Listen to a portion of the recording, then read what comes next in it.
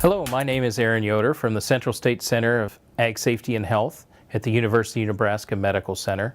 We're here today to show you a little bit about ATV safety with the use of our ATV tabletop safety demonstration.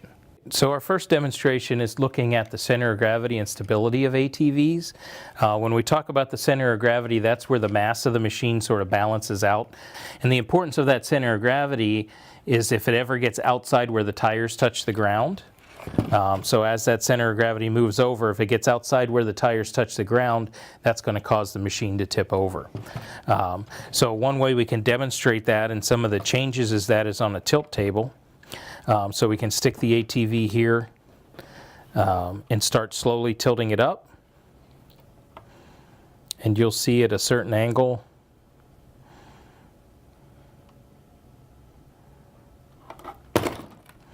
that the ATV tips over, and that one looks about 37 degrees from my direction here, that we can see that.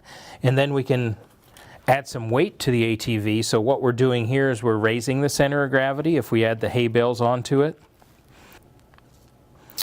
And we'll see as that tips right about there.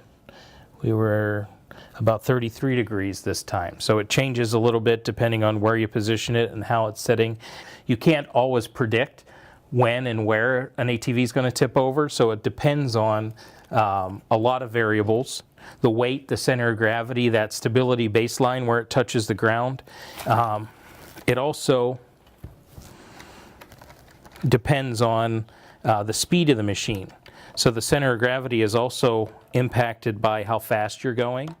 If you're driving along, going fast and you turn, that centrifugal force is going to make that machine tip to the side. One of the devices we have on this ATV is called a crush protection device.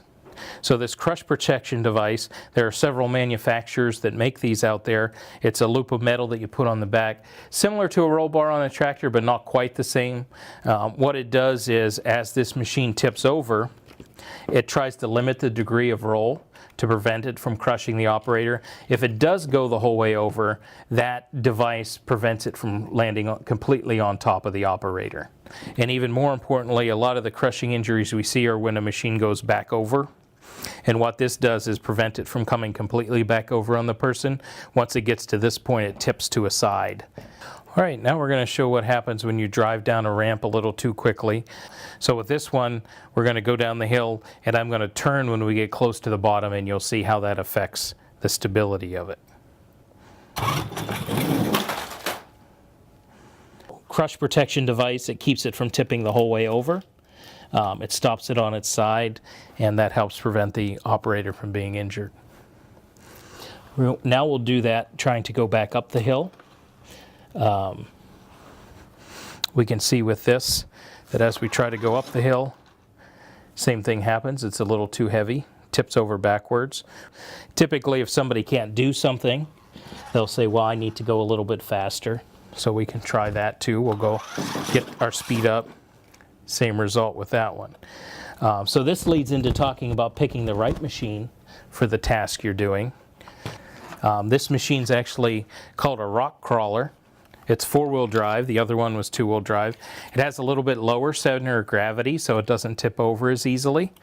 So if we put this on the same ramp, and as long as I can keep it straight, we should be able to make it to the top.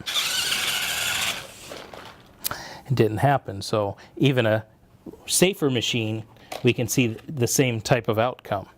This machine can almost make it up, not quite. It needs a little bit of help from us to make it completely up over the top. That just showed another thing. If we're going forward and we start coasting down and then give it gas again, oftentimes machines will roll over. So there's lots of scenarios, lots of unpredictable things that we can see happen with these machines. Okay, now we're going to take a look at safe hitching. We know that we oftentimes will end up pulling things with our ATVs.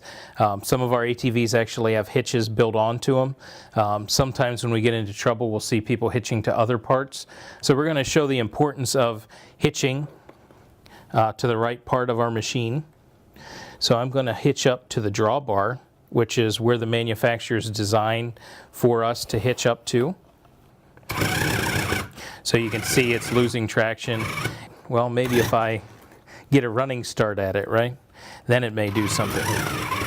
But in that case, you can see it's just spinning its tires. It's not really doing much as far as damaging the machine or the person.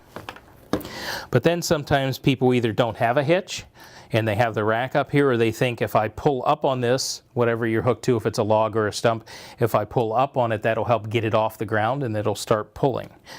So again, we'll see what happens when we hitch at that point.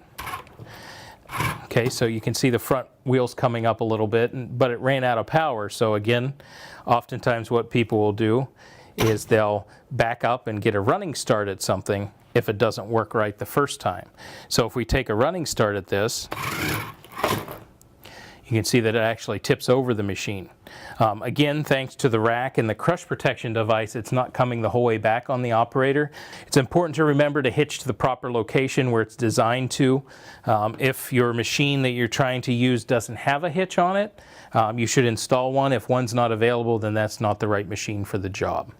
So remember to hitch appropriately and use the right size machine for the job. If you would like more information about our ATV safety demonstration or more materials on ag safety and health topics, the easiest way to find us is to Google or Bing us at UNMC CS Cache for Central State Center for Ag Safety and Health.